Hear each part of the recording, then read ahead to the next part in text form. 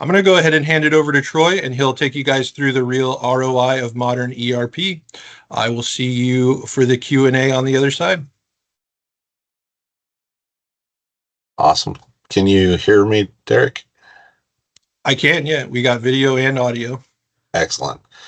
So really, when we're talking about ROI this month, we want to talk about the hidden costs of doing nothing, right? So ERP systems require a significant upfront investment, both in resources and cash outlay. But the long-term ROI makes it worthwhile. Beyond replacing your basic accounting software, an ERP solution consolidates tools like CRM, payroll, expense management, reporting, time tracking into one unified platform. This integration reduces inefficiencies, lowers costs, supports scalability, and the whole intent is to balance your initial expense with long-term benefits to ensure a strategic and valuable investment. Almost every company forever has started with basic accounting software, Sage 50, Sage 100, QuickBooks, some examples, right? The old Peachtree. While it may serve you well initially, it has limitations that impede your growth. And if your accounting software is disconnected from your operations software, you end up with disconnected systems that lead to fragmented operations. We sometimes refer to this as siloed operations, where each department has its own agendas and metrics. As your business expands, your software struggles to keep up, creating bottlenecks. In addition, basic tools that you need are often lacking advanced features, and that makes it so that you can't have comprehensive financial and operational management. If you're in this boat, you should consider moving to an ERP software. So some signs that you should consider moving to an ERP system: your software can't handle the growing volume of transactions and data. You're relying more on manual processes, leading to inefficiencies. And then you have data silos that make the collaboration between departments difficult. A clear indicator of this is when your employees tend to argue about which set of data is right. Any of these can lead to loss of trust with your clients and your employees, resulting in lost revenue and increased turnover. On the flip side, within an ERP system, you can improve your productivity. You have automation and streamlined processes that reduce manual work. An ERP system enhances your collaboration. Integrated systems foster better communications across teams.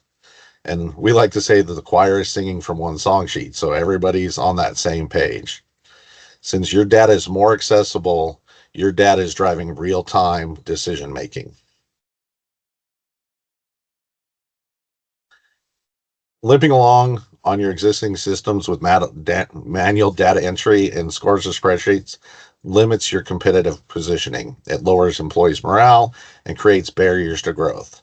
It is essential that you evaluate new systems, conduct a total cost of ownership analysis, and build an ROI business case. If the results point to a significant ROI, you really have no choice but to move forward. Delaying your decision just 1 year means that you're essentially losing 1 year of savings. I recently found this guy, Seth Godin, who's considered to be the best blogger or the most popular blogger out there. And so you'll see a bunch of quotes sprinkled through here, but this one really hits home for me.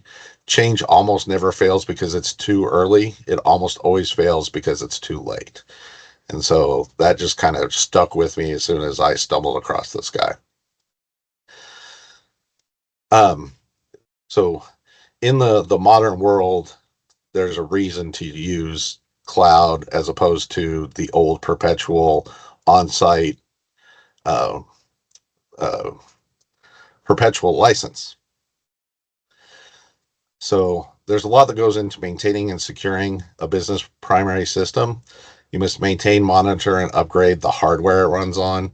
You must maintain, monitor, upgrade, and customize the software. Not to mention you have to worry about support, training, and implementing these items.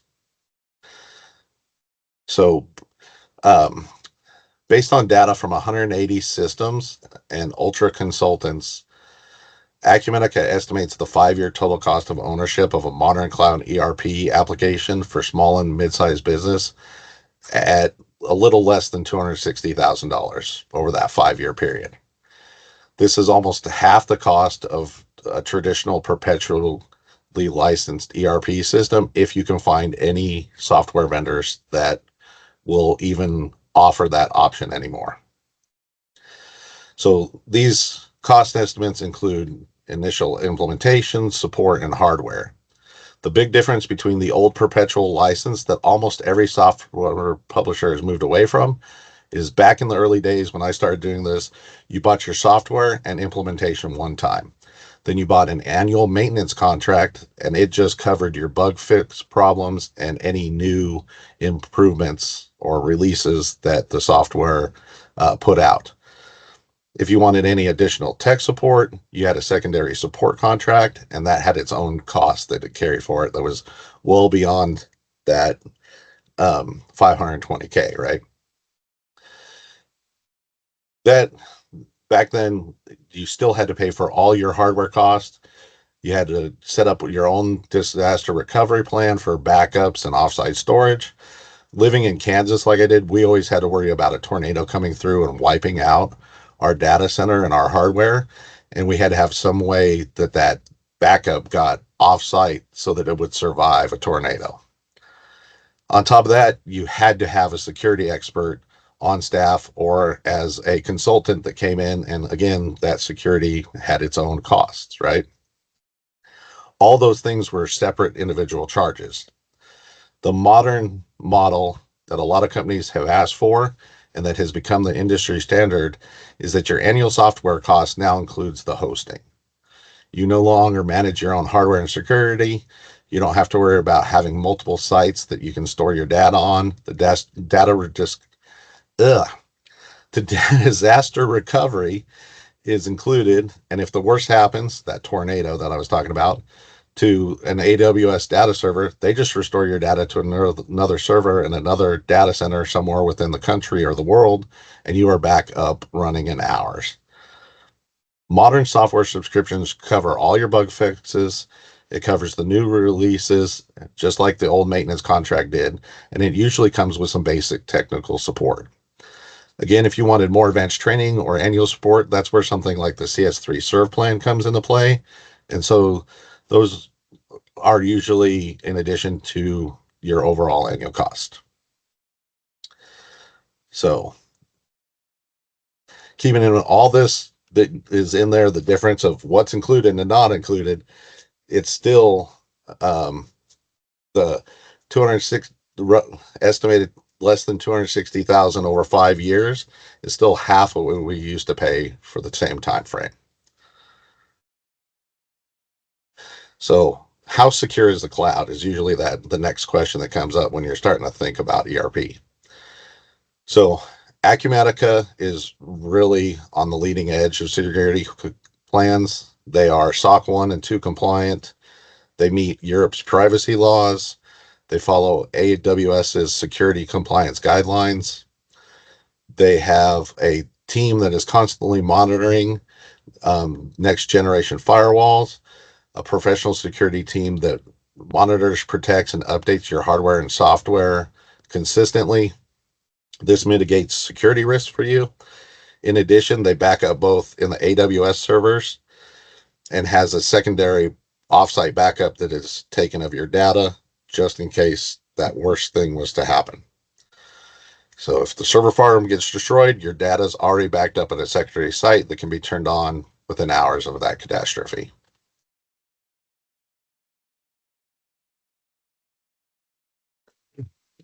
Acumatica also has a very specific user-based pricing module that allows for you to bring unlimited users onto the system. Their software license scales with how much you're using the system as opposed to how many people you're having doing those transactions.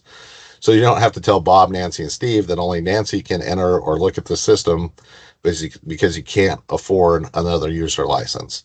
All three of them could look into the data, or if your business only needs some of them to enter it, then you can control who enters and who can see what. Acumatica also uses what's called modular architecture that's future proof for your ERP investment. The modular architecture allows for a lot of a la carte choices in how much of the software that you turn on or utilize. Basically, in other words, it can grow as your business grows. Acumatica invests heavily in things like APIs and artificial intelligence. They're continuing to adapt and modernize the platform as the world and business evolves. Their platform is stable and it's going to be around for a long time. They have spent the money to put the latest and greatest technology into the product. The whole idea here is to allow your company to continue to scale without ripping and replacing your ERP system every few years.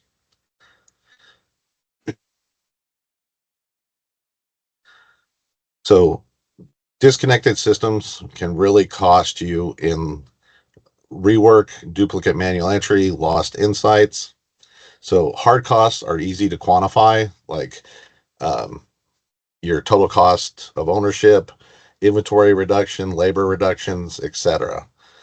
The hard costs usually fall into a few types of categories, whether they're increased revenue, increased profit, some kind of cost reduction or competitive advantage. Obvious efficiency gains where you can reduce headcount or redirect headcount to other projects. In some small companies, though, these efficiency gains are not real hard costs, especially if you have one department, then you have what's like a sunk cost, because if you reduce 10% of a headcount, then you don't have anything else for them to do. We don't count that as a hard cost. Other things like risk mitigation and improved quality, those are really good examples of hard costs as well. Six Sigma uses some terms like critical to cost, critical to time or delivery, critical to quality, critical to safety, and those kind of things usually have an inherent dollar value tied to them. Then we like to think of critical to human resources or your employee satisfaction that tend to be more soft costs, as well as customer satisfaction, right?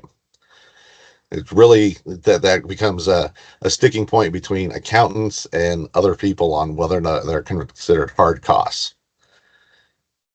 When you start to talk about quantifying the ROI from soft costs, that can be more of a challenge, but it's just as crucial, even though they can be less tangible. Benefits like user interface, employee morale, smooth processes, brand enhancement, or those previous sunk costs that we talked about where you're only getting a portion of somebody's time, they're still part of your overall picture. I like to think of it as if you take a hotel that renovates their lobby or coffee shop, that renovation may not have a direct impact on the revenue for the hotel itself or for the coffee shop, but it does improve your customer satisfaction and your hotel's reputation.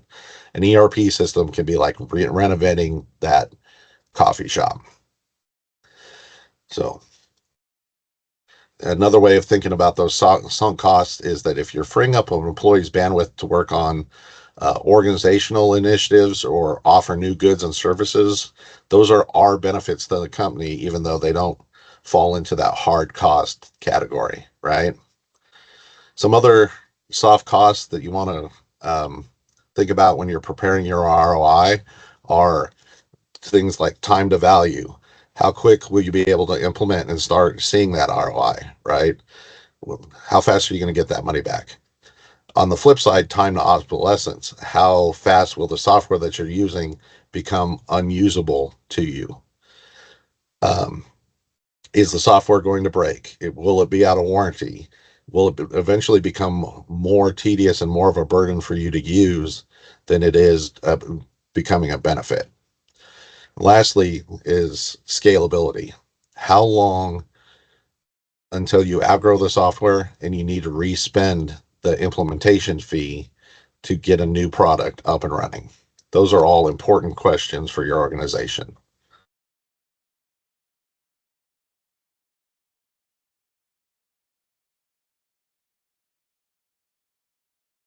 So, Nucleus Research reports that on average, companies implementing modern cloud-based ERP achieve a positive return on investment in just 16 months, and that's with a 200% ROI. These businesses enjoy many benefits over traditional perpetual on-premise ERP deployments, or even entry-level accounting systems, including savings on their ERP license fee, including that maintenance and support, infrastructure, reducing your infrastructure costs, accounting related benefits, and customer facing marketing, sales, and support improvements. Acumatica's customers have proven that the Nucleus claims are true with their own unique stories. For example, Ray Allen Manufacturing reported a 25% improvement in their call center, 20% in distribution, and 10% in finance and marketing. Another user, AFF Group, said with Acumatica, we doubled the size of our business without doubling the space and the people because we have power in our information. We work more logically, provide better service, and save millions in labor by not having to double the staff size.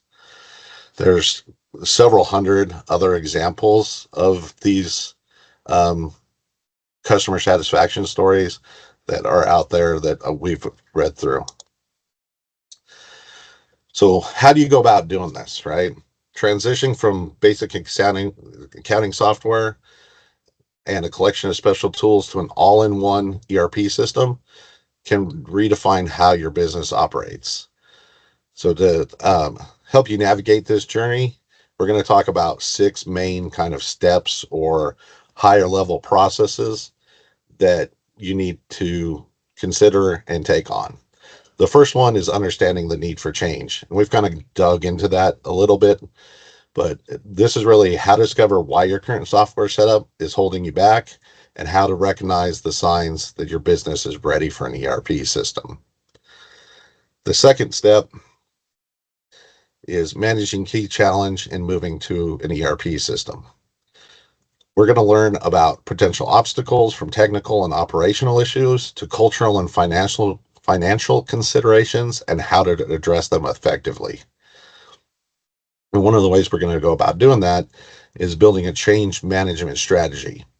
So today we're going to explore how to align your ERP goals with your business objectives and create a roadmap that ensures stakeholder engagement and a smooth phased implementation.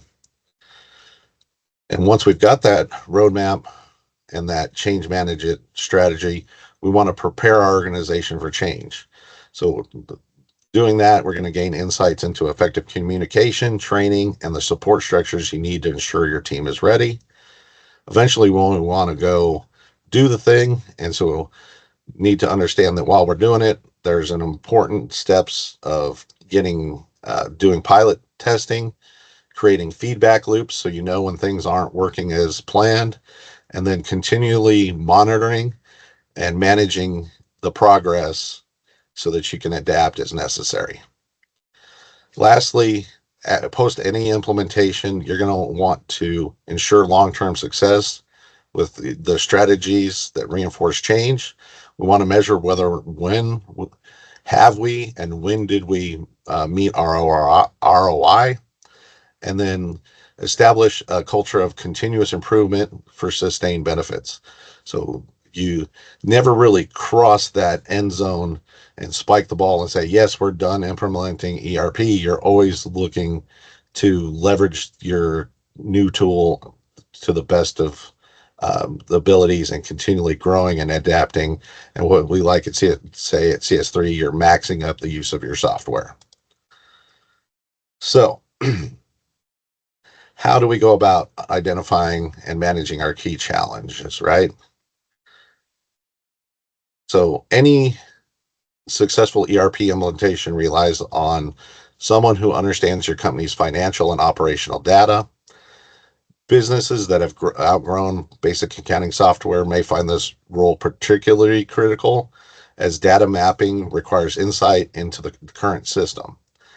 This person will help identify, extract, and map old data to the right place in the new ERP system. They'll help you do that same thing with your business processes. And if you don't currently have that expertise available internally, you consider either training one of your team members or working with a consultant team like CS3 to help ensure a smooth and efficient transition. So there's some technical and operational hurdles that you have to face, like data migration, so that your historical data gets loaded without errors and gets cleaned up. Process standardization, whether that's aligning your varied business processes for consistency, and then system compatibility, making sure your new ERP system integrates with your existing technology. So that's kind of the technical side. There is also a cultural and emotional barrier to consider. We're human beings, and resistance to change is a natural response for us, especially when introducing a system that will alter a familiar process. One of the most common objections is we've always done it this way. To overcome this mindset, it's essential to take proactive steps. Emphasize the why, clearly communicate how the ERP solution benefits both your team and the organization, such as reducing repetitive tasks and improving efficiency. You want to involve employees as soon as possible in this process because you're engaging your team early invites their feedback and it fosters a sense of ownership in them. Being able to show your quick wins that highlight small immediate improvements like time-saving workflows helps build enthusiasm. You want to address any of those concerns. You don't want to just poo-poo anybody's ideas or worries. You want to listen to them and make sure that there are plans to address those, either from a training and support perspective or from within the software itself. Lastly, you want to empower champions, and you want to enlist key team members as advocates to promote positivity and encourage adoption. I strongly like this last one of taking the most resistant person and making sure that they are early adopters and all of their concerns are addressed, because Gary has this article in CS3 University that's which CS3 University is our free access article and video collection. His article is entitled 10 Steps to Software Selection, and it has some additional insights to guide you through this step, along with tips on interacting with modern software vendors now that RFPs are kind of a thing of the past. In that article, he talks about red lights, or the must-have system requirements, which are great examples of technological standpoint, right? From the emotional readiness, we need to think about the redheads, and I'm not talking about my wife here, but those are the parts of your or the parts of your organization that could offer challenges to a successful transition. Those people, once won over, become your biggest cheerleaders in the new process.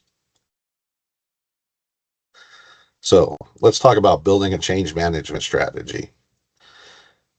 Like the previous slide said, transitioning to an ERP system is more than just technical upgrade. It's a journey that requires time, patience, and a thoughtful approach to managing change.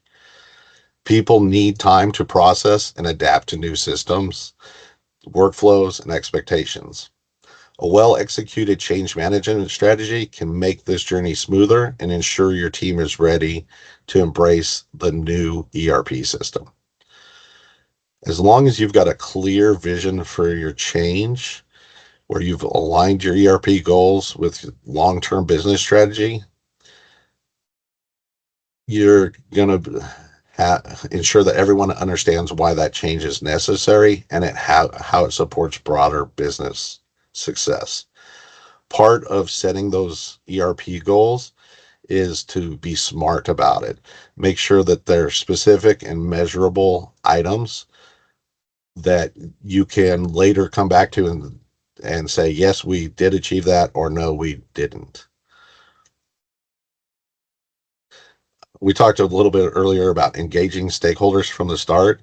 You want to bring those key stakeholders into the process early to build trust, to secure their buy-in, and ensure that the system that you're choosing really meets your company's unique needs. Their insights can help you shape better solutions and drive company-wide adoption. And I said it before, but I think it bears repeating. Know your potential redheads and resist the urge to cut them out of the process. Listen to them, note and address their concerns, because winning them over turns your greatest critic into your greatest cheerleader. I've seen it so many times in my career, and I could go back and give you specific examples, but we're going to not do that today. The second part of this change management strategy is to create a roadmap for your implementation. Map out a phased implementation plan to manage scope, set priorities, and minimize disruptions. Sometimes phased is exactly what you need to eat the elephant, and sometimes the elephant's just a tiny little miniature and it's not that big of a deal. But knowing what and how you're going to do it is essential. Part of building that roadmap, you need to confirm who on your team is going to be involved and at what level. And for that, I usually recommend a RACI chart, so you know who's responsible, who's going to do the work, who's going to be accountable, who you're going to chew out if it's not done, who needs to be part of those decisions, and lastly, who needs to be told what's going on that maybe isn't directly involved. A good example of that is customers and vendors, right? So this roadmap serves as a guide, helping your team stay on track and aligned throughout the transition. By investing in that change management strategy, you ease the transition for your team, address your concerns proactively, and create the foundation for a successful ERP implementation. All right, so you got a plan. Now let's talk about some of the steps in that plan that you need to get done. Getting your team ready for the change is crucial to ensure they embrace and adapt the new ERP system. Here's the steps to take to foster a smooth transition. Take your roadmap to the next level by applying effective communication strategies. Wow, I cannot talk today. Clearly communicate why the change is necessary, highlight the benefits, addressing the why, listen to their issues. A solid change management plan should have a strategy for communicating not only internally, but externally as well. Are you going to tell your customers about the change? Are they going to be disrupted or impacted? How about vendors, dealers, other types of partners that you may be in business with, distributors, all those kind of things? If some disruption, if the worst happens and there's some kind of disruption to your business operation, the sooner that information is communicated, the least disruptive it can be.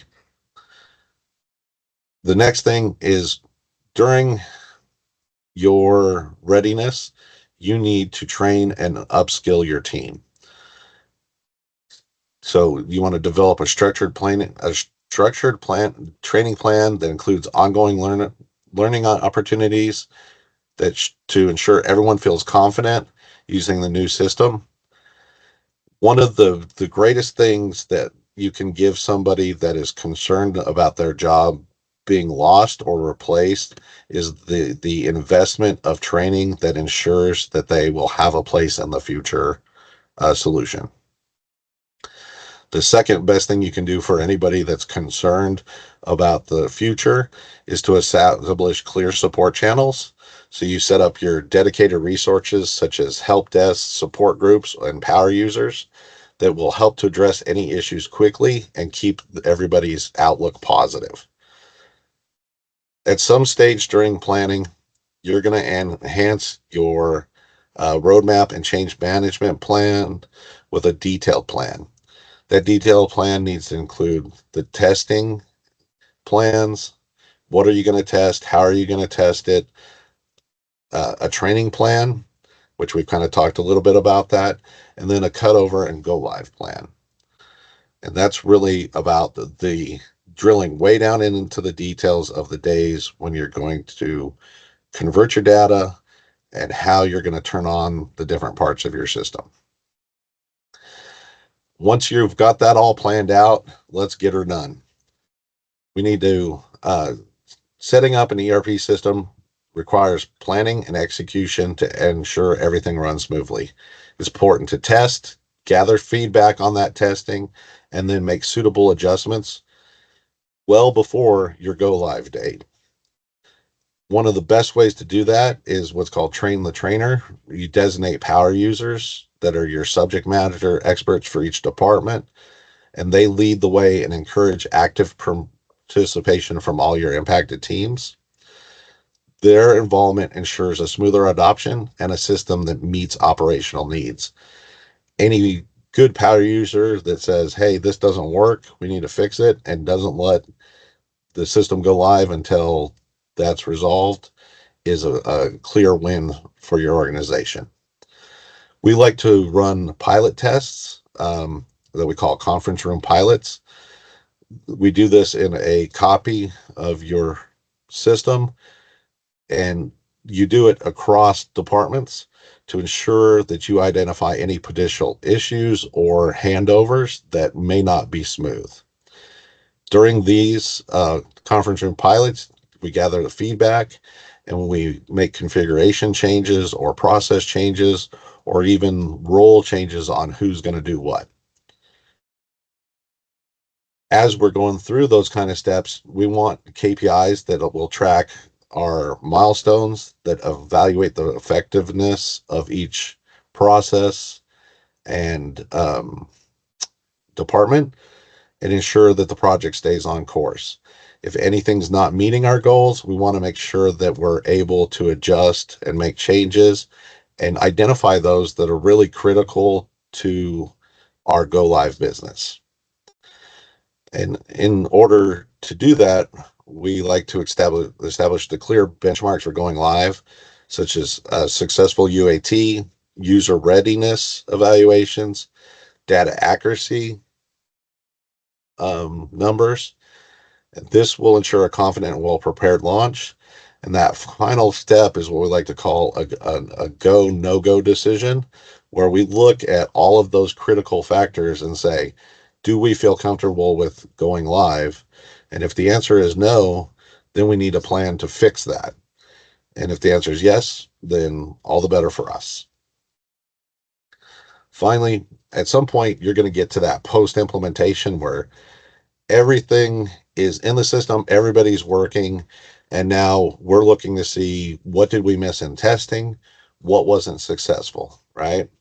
The success of our ERP system depends on how well it's integrated into our everyday options, how well we reinforce the new processes, measure their impact, and create a culture of continuous improvement to sustain our success. After implementation, continued support and training, both for your existing employees that may move roles or for new hires, becomes a priority. Again, we never cross the goal line and spike the ball. We're always hiring new people, training people. All that continues on for the life of our software. Once we get to what we like to call sustainment, or we've taken all the critical issues and resolved all those things and everything's running as smooth as it can, we say we need to assess our implementation against our initial ROI goals. How did we do? Are there things that we could have done better? Are there things that we can learn from it? Then periodically, we need to regularly assess the impact of the system against our strategic goals and look at where changes are needed to optimize results. And once we do that, we can use something that's called plan, do, check, act, where we see a problem, we plan what we're going to do about it, we go out, we try it, We check on whether or not that really fixed our problem. And if not, then we gather a new plan and we react and try to continually optimize and enhance and dial in that efficiency as tightly as we can. So empower your team to explore further efficiencies and capabilities within the ERP system. It an approach fosters innovation and positions your business for future growth. Be sure to understand who needs to be involved when a process needs to be changed or a new process needs to be developed. Will whoever you had as your implementation consultant still be around to be involved and share the knowledge that they gained during the project? Do you have internal subject matter experts? Are they still available to be involved and assist in this new change? Or do you have to have somebody to fill that role? I do see businesses sometimes the power users kind of get absorbed back into the business and they stop thinking and training and helping the business grow and consider a change to their system or a change to their business process that impacts the system. And so they struggle with how to go about doing that. Another thing that you want to do is you want to encourage consistent use of your ERP system. Often we'll put in a process and then nobody's monitoring it and they just stop doing something. So be sure to promote the adoption of those new practices and continuing to do things throughout your organization. Lastly, we talked a little bit about those new hires, but consider how you're going to keep your training documentation up to date as things grow and change and evolve. Is it all trapped in some employee's head, or do you have it documented somewhere? Because your business will change, things will grow, some things won't work. You've got to keep that knowledge documented somewhere, so you're not dependent on what we like to call the gray matter knowledge tree.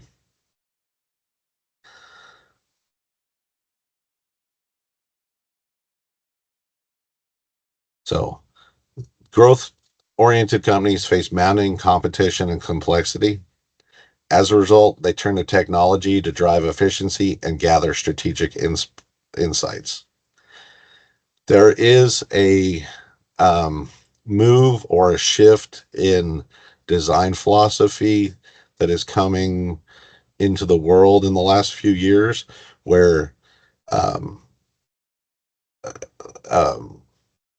having everything in one system is not always the way that is best for some industries and some businesses. This new design philosophy that is called best in breed focuses on a core ERP system acting kind of as your data hub for a bunch of interconnected specialized software solutions that are built specifically for a business process or a function. So some really good examples are like the HubSpot CRM software, things like Concur or Expensify for travel expenses, and even things like TaxJar or Avalara for sales tax. So although this is not the right approach for every business nor every situation, Acumatica kind of excels at incorporating this design approach. After all, integrating disparate technologies can require enormous resources and still fail to provide visibility and interoperability. So Acumatica's approach is to take your future-proof cloud ERP system, offer rapid integrations and an open architecture that centralize a technology stack and allow you to obtain real-time insights. So the companies that implement Acumatica can leverage plug-and-play access with 80 native technology integrations. Things like HubSpot or Avalara are great examples of that. They can also deploy an ERP application with tailored integrations for construction, distribution, manufacturing, and retail industries. On top of that, there's 300 other pre-built connections that are available on the Acumatica marketplace for things like really technical transportation of goods coming in shipping containers from overseas, or highly advanced EWMS, things that go beyond what Acumatica offers straight out of the box. So just know that there's a lot of extra solutions that can also be tied in with Acumatica. Lastly, Acumatica's open architecture and the contract-based APIs are designed to survive upgrades. They last for a very long time. They protect your ERP investment without costly source code and modifications or code conflicts. This is probably near and dearest to my heart because I write a lot of code to combine two outside systems that will talk to each other. We have one that we use every day that's called Twix that connects Scissortail to our Acumatica system very efficiently and keeps a lot of redundant work from having to be done. Lastly, if none of these options are cost effective for you, there's always the old flexible import and export scenarios that transfer data batches. So flat file gets exported out of one system and gets imported in Acumatica, or exported from Acumatica and imported to another system. So there's a lot of ways to handle that option as well. So if you've got a system that's proprietary and you need to keep it, that doesn't mean that you can't upgrade to an ERP.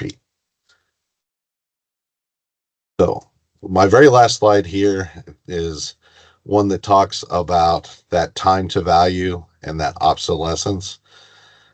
Over half of Acumatica's implementations double their ROI within 16 months. There are hundreds of customer success stories out there on Acumatica's website. I picked one for this slide. The whole point of putting this slide up is for us to take a moment and to look over some of these facts for this particular company and kind of envision what your success story would read like, while Derek and I kind of review the questions for the Q&A and get set up to do that. Thank you guys for your time. And I guess, Derek, we can move on to Q&A.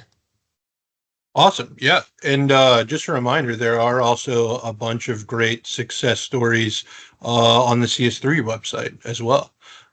So make sure to read those in addition to the Acumatica success stories that they have on their website.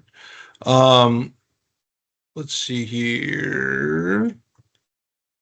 So there's nothing in the Q&A at the moment. I know sometimes it can take a couple of minutes or seconds to get to me after you ask a question. So I'm going to go ahead and take us through the end of our presentation here. Just some other housekeeping stuff we like to mention on the back end. We'll loop back to the Q&A, and then if there's nothing, then we'll give you guys some time back. But I did want to let you guys know about our upcoming sessions that we have through the end of the year. Next month, we'll have an HCM presentation on building a streamlined modern HR system that works. I believe that's going to be Robin that's going to give that presentation. So be on the lookout for invites and details and all the stuff that goes along with another Smart Talks. Be on the lookout for that stuff in the coming weeks. Make sure you register and join us for that one. October will be our Excel Masterclass. This is a huge one for us. We get tons of attendees on this one every year. I think Brandy is going to be leading the Excel Masterclass this year, taking you guys through just expert tips, tricks, even some basic stuff on how to, just be better with Excel. I think everybody's job could be a lot easier if you were better at Excel. I know mine could be. So we're going to try to make that happen for you guys. And then we're going to close out the year with our year in mastery for ERP and HCM. I know on the ERP side, we're talking about breaking this one out into 2 different sessions, one for Sage and one for Acumatica. So you guys are going to want to make sure you're looking for the invites for that when the time comes later this year. In addition to those upcoming sessions, we also have a couple of upcoming trade shows we'll be attending. We've got Kansas SHRM and Overland Park, September 17th through the 19th.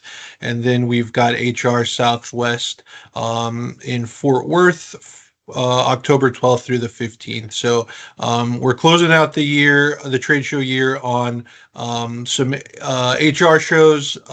If you guys are planning on attending, if you know someone within your organization is going to be attending, make sure to reach out to us. We love hanging out with people at the trade shows, getting dinner, lunch, sitting through the sessions together. So anything we can do to hang out with you guys at these trade shows, we would love to make it happen.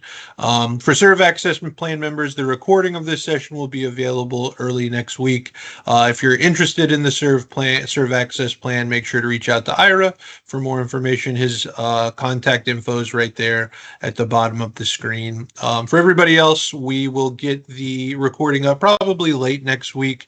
I've got to do some editing on it, get some graphics made, all that stuff. So it just takes a little bit longer, but we'll make sure to get you guys the recording, and then I'll be sending a cup out sometime tomorrow afternoon to one of the attendees as well. So thank you guys for joining us this month.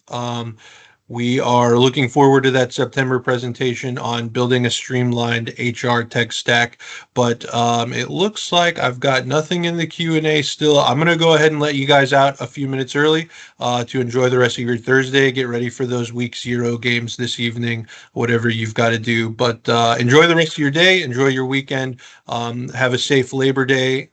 We will be closed that Monday for Labor Day, enjoying our time off with the rest of you guys. So we'll see you guys in September. Thanks again. Bye.